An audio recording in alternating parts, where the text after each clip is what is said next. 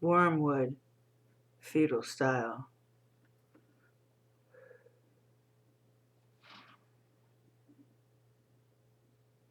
Dreams and aspirations are meaningless when knowledge and time are your enemies. I'm now a cell in the brain of the one, and though beings are supposed to die, we never will. So you say this is no misfortune to grow forever larger, forever stronger, but it is a cancer to us, a force-fed growth, not unlike a sculptor slapping clay against a mound, slapping, slapping, slapping to it, with no thoughts of ever carving from it.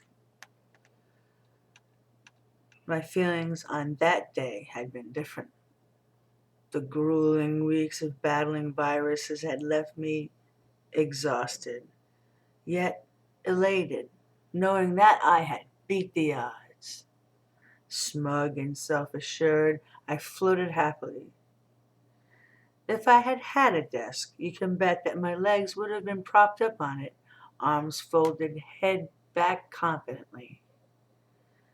That day's events should have cued in a safe transition.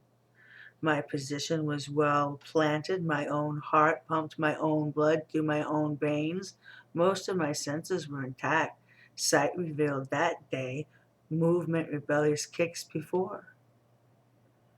Life was simple, wet and warm, but the desk was about to be pulled out from beneath me. A vision had entered my mind, a vision of petals unfolding on a yellow daisy. One daisy, two daisies sprouted the garden, then more, filling the womb with their nodding faces. Celestial music accompanied the flowers, giving them breeze for dance. Strong stems swaying, perky petals flowing, their playful rhythms enticed me to reach out, allowing my tiny fingers to gently tickle the leaves. Then came the cold. Warning has no consequence when retaliation has no definition. The word defenseless still chokes me with bile. Stark light had entered the womb along with the alarming cold. In thrust a screaming blade which hacked the garden and me to pieces. Stems and limbs flew, yellow petals drowned in fresh fetal blood.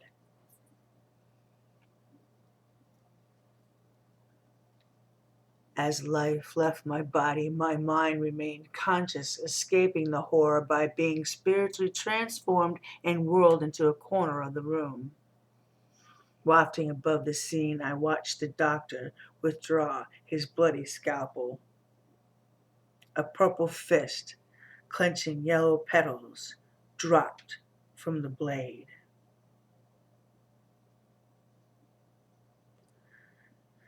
Time without form, soul without bounds, I drifted through space. Stars twinkled like the luminescent particles of my womb. Planets were strung together, resembling ruler walls, but that's where the similarity ends. Here, my life was cold and unattached. With a hardened heart, I traveled willlessly before I found the others. How simply ridiculous truth can be.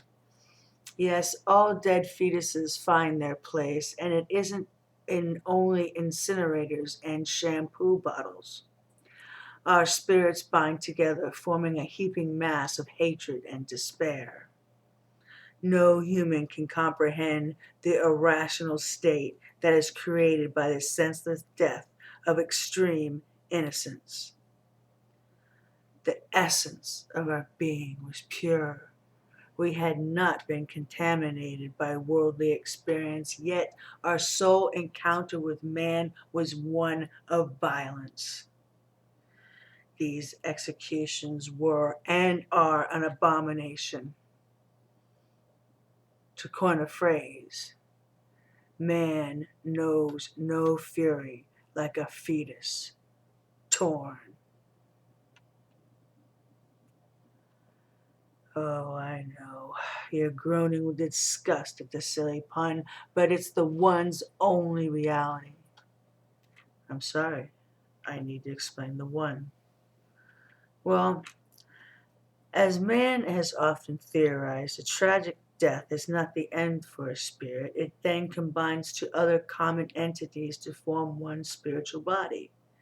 There are many such bodies in space: the spirits of genocide, the spirits of suicide, the spirits of victims of war, for example. We are called the One, composed of every extreme innocent to have been aborted by man. Huddled together in our black mass, quaking with abnormal rage, the One was violent and confused until the goal was formed. The impetus for the goal began with a cry. At first, I believed it to be the haunting of my screams from that day, until it grew, feeding on me, yet enveloping me. Why should I describe a thought? Simply, it was spoken. I still exist. The explosion of emotion that this statement sparked is unequaled. I left my left eye on the needle. The words came quietly from the front of the mass, growing in intensity as they passed through me to their return to their source. The woman heard me cry again, faint at their conception, growing until they whipped through me as if I and the words were on a careening roller coaster. My twin held me in death, came the echoing apparition. Cold was the alarm, were the words which spiraled the others into a whirlpool of decoration that disappeared down the drain pipe of memory. Every innocent was cleansed. Why the time was right for this flooding of negativity is unimportant. The extreme innocents were all communicating and thereby rejuvenating.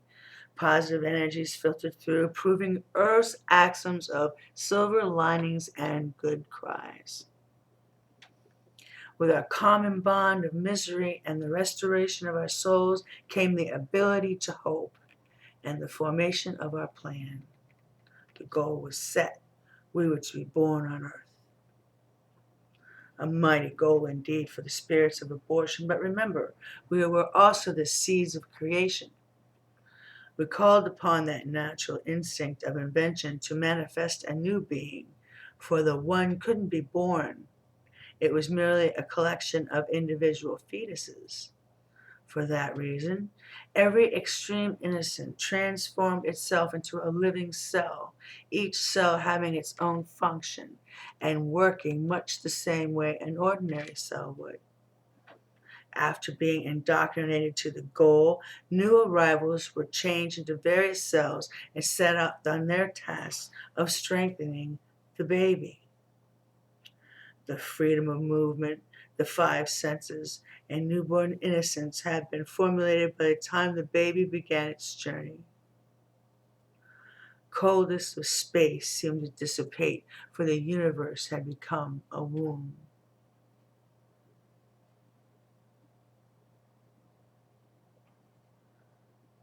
Because the continual flow of innocence from Earth, the birth baby path was about already laid out.